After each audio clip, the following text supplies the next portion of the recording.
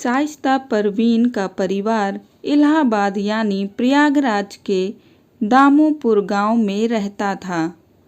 बचपन में पिता के साथ वो कई थानों में बने सरकारी पुलिस क्वार्टर में रही थीं। शाइस्ता का बचपन और उसके बाद के कई साल प्रतापगढ़ में बीता था। शाइस्ता परवीन के परिवार में 4 बहनें और 2 भाई हैं। सभी भाई बहनों में शाइस्ता ही बड़ी हैं। इसके 2 भाइयों में से एक मदरसे में प्रिंसिपल है। शाइस्ता परवीन की पढ़ाई लिखाई प्रयागराज में हुई है। उसने ग्रेजुएशन किया है। 12वीं तक की पढ़ाई किदवई गर्ल्स इंटर कॉलेज से की है। ये कॉलेज प्रयागराज के हिम्मतगंज में है। 1996 में जब अतीक अहमद का राजनीति से लेकर जुर्म की दुनिया में बड़ा नाम हो चुका था, तब उससे शाइस्ता का परिवार रिश्ता लेकर गया था। दोनों का परिवार पहले से जान पहचान थी। शाइस्ता बोलने में तेज तर्रार थी।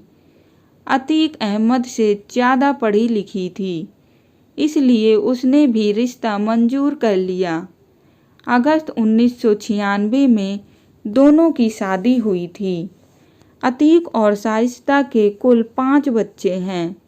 इनमें से अब असद की मौत हो चुकी है। उसके बेटों के नाम अली, उमर, अहमद, असद, अहजान और अबान हैं। यहाँ बड़ा सवाल उठता है कि आखिर उमेश पाल हत्याकांड में अतीक की बीवी शाइस्ता का नाम कैसे आया। असल में उमेश पाल की हत्या की शुरुआत शाइस्ता ने ही कराई थी। वो साबरमती जेल में मिलने अतीक से गई थी। वहीं पर अतीक और शाइस्ता के बीच उमेश पाल को मारने की चर्चा हुई थी। इसके लिए अतीक ने शाइस्ता से जेल में ही फ़ोन पहुंचाने की बात कही थी। जेल में फ़ोन पहुंचाने के लिए उसने एक पुलिसकर्मी का नाम भी बताया था, जिसके जरिए कुछ दिनों बाद ही शाइस्ता ने अतीक को फ़ोन पहुंचाया था। अब उस फ़ोन के जरिए अतीक ने सभी शूटर्स से बात की। फिर शूटर्स ने अशरफ से मुलाकात की। इसके बाद फाइनल साजिश तैयार हुई। हालांकि बाद में अतीक और शाइस्ता ने जब फ़ोन पर बात की, तब बीबी ने कहा था कि इस पूरी घटना में असद को शामिल नहीं करना चाहिए था। उसी समय अतीक ने कहा था कि असद मेरे शेर का बेटा है।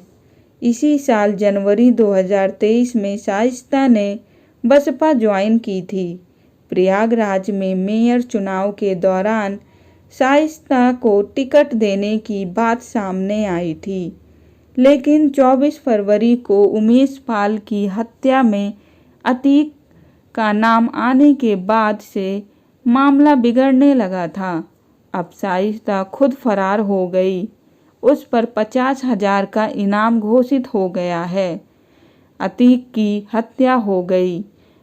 अब बसपा ने शाइस्ता का नाम मेयर प्रत्याशी से हटा दिया है।